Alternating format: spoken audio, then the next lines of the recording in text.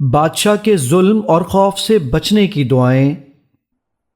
اللهم رب السماوات السبع ورب العرش العظيم كن لي جارا من فلان ابن فلان وأحزابه من خلائق أن يفرط علي أحد منهم أو أن يطغى عز جارك وجل ثناؤك ولا الہ الا انت۔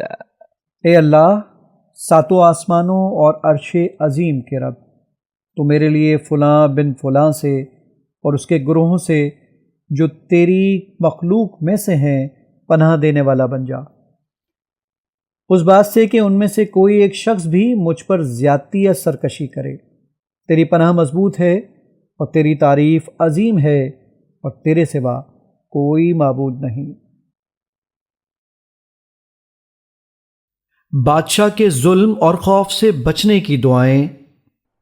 اللہ اکبر، اللہ اعز من خلقه جميعا، اللہ اعز مما اخاف واحذر، اعوذ باللہ الذي لا الہ الا هو الممسك السماوات السبع ان يقعن على الارض الا باذنه، من شر عبدك فلان وجنوده وأتباعه وأشياعه من الجن والإنس، اللهم كن لي جارا من شرهم، اللهم كن لي جارا من شرهم، جل ثناؤك وعز جارك وتبارك اسمك ولا إله غيرك۔